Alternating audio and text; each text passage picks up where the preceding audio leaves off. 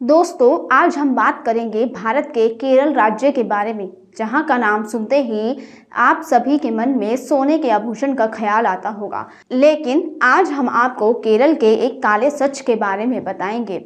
उससे पहले हम आपको बता दें कि दोस्तों, ये तो आप सभी जानते ही होंगे कि भारत का केरल राज्य जो भारत के मालाबार तट पर बसा हुआ है और केरल क्षेत्रफल के हिसाब से 21वां सबसे बड़ा भारतीय राज्य है।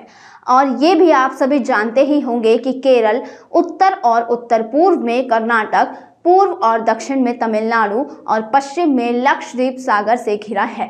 केरल राज्य को 14 जिलों में भी विभाजित किया गया है, जिसकी राजधानी तिरुवनंतपुरम है और इस राज्य में सबसे ज़्यादा बोली जाने वाली भाषा मलयालम है। ये तो संभव है कि आपने केरल के नारियल के बारे में तो ज़रूर ही सुना होगा। केरल अपने नारियल के लिए भी प्रसिद्ध है, लेकिन अगर हम केरल के नाम की बात करें तो आपको बता दें कि केरल का नाम केरल नारियल के पेड़ के नाम पर रखा गया था, जिसका मतलब है केरा और जिसका अर्थ है नारियल का पेड़, और आलम का अर्थ है भूमि, जिसका मतलब निकल कर आता है कि नारियल के पेड़ की भूमि। लेकिन आपको बता दें कि कम्युनिस्ट केरल अब सोने के अलावा ड्रग तस्करों का भी घर बनता जा रहा है।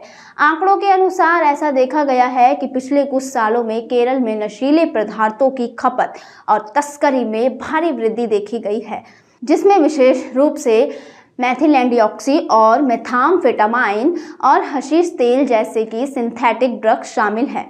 ये तो आपको पता ही होगा कि केरल देश में उच्चतम साक्षरता दर वाले राज्यों में सबसे ऊपर है, लेकिन इसके बावजूद भी केरल के लोग कैसे ड्रग्स की ओर आकर्षित होते जा रहे हैं।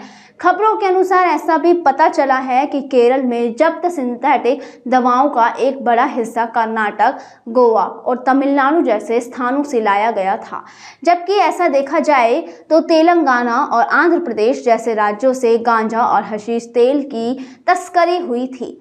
स्थानीय खपत के अलावा केरल मुख्य रूप से हवाई अड्डों के माध्यम से मालदीव और श्रीलंका जैसे स्थानों के लिए भी एक पारगमन बिंदु के रूप में उभरा है। केरल की लंबी तट रेखा नशीले पदार्थों की तस्करी को सुगम बनाती है, जो मछली पकड़ने की आड़ में होती है।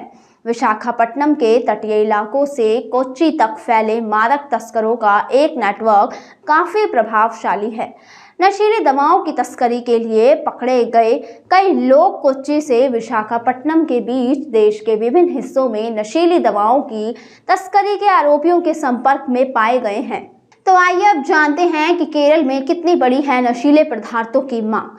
ऐसा भी देखा गया है कि पिछले कुछ वर्षों में राज्य में कुछ प्रमुख ड्रग्स रैकेट का भांडाफोड़ हुआ है, जिनके आतंकवादी गतिविधियों के लिए धन जुटाने वाली अंतर्राष्ट्रीय रैकेट के साथ संबंध थे। इस साल की शुरुआत में भारतीय तटरक्षक बल ने एक नाव से लगभग 300 किलोग्राम मादक पदार्थ, 5 AK-47 और गोला बारूद भी जब्त किया था।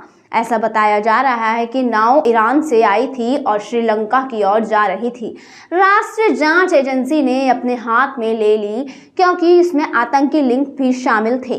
साथ ही अधिकारियों का ये भी कहना है कि केरल में वर्ष 2016 में शराब की बिक्री पर रोक से भी नशीले पदार्थों की मांग बढ़ने लगी है। केरल में मादक द्रव्यों के सेवन से यह उछाल प्रवर्तन एजेंसियों द्वारा दर्ज मामलों की संख्या में भी परिलक्षित होता है। पुलिस से उपलब्ध आंकड़ों के अनुसार राज्य ने वर्ष 2016 में narcotic drugs and psychotropic substance act के तहत 5,924 मामले दर्ज किए, तो वर्ष 2019 तक बढ़कर 9,245 हो गए थे। कई रेव पार्टियों में अच्छी पृष्ठभूमियों के युवा भी शामिल थे। यहाँ तक कि केरल CPM नेता कोडियेरी बालकृष्ण के बेटे विनीश कोडियेरी भी बेंगलुरु स्थित ड्रग तस्करी रैकेट के साथ वित्तीय संबंधों के आरोप का सामना करना पड़ा था। हाल ही में ऐसे ही मामले में कोच्चि में एक ड्रग रैकेट का भांडाफोड़ हुआ और पुलिस ने 1 करोड़ रुपए की ड्रग्स को जब्त किया है। पुलिस ने 2 महिलाओं समेत 7 लोगों को गिरफ्तार भी किया है।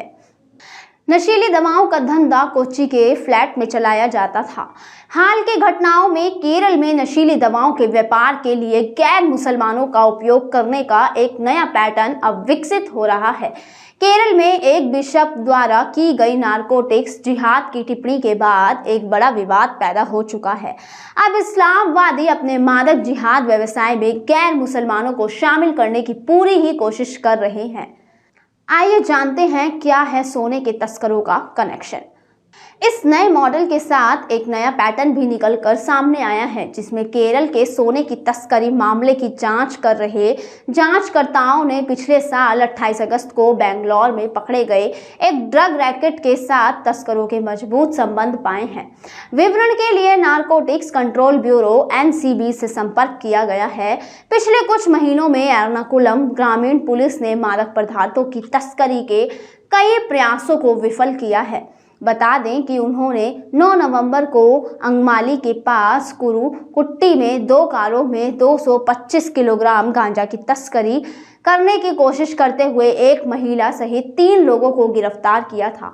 इसके अलावा पिछले साल जून में 2 किलोग्राम MDMA जब्त किया गया था और चेन्नई के एक मूल निवासी को गिरफ्तार भी किया गया था, जो ड्रग सौदे का बिचौलिया था। ड्रग्स के नशे में फंस रहे हैं केरल के युवा। बताते चलते हैं कि ड्रग्स के लिए जिन दवाओं का सेवन किया जा रहा है वह बहुत ही शक्तिशाली और उत्तेजक है, जिसका दुष्प्रभाव मानव शरीर पर खतरनाक है। यह केंद्रीय तंत्रिका तंत्र को प्रभावित करता है।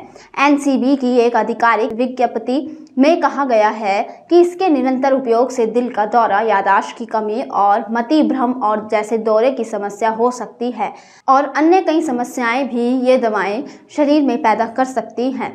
कमेंट सेक्शन में कमेंट करके ज़रूर बताएं कि आपको हमारी वीडियो कैसी लगी और अब तक आपने हमारे फेसबुक पेज को फॉलो नहीं किया है तो फॉलो ज़रूर करें। सब्सक्राइब करें हमारे यूट्यूब चैनल को और बेल आइकन को दबाएं ताकि हर वीडियो सबसे पहले देख पाएं। आप हमें फेसबुक और ट्विटर पर भी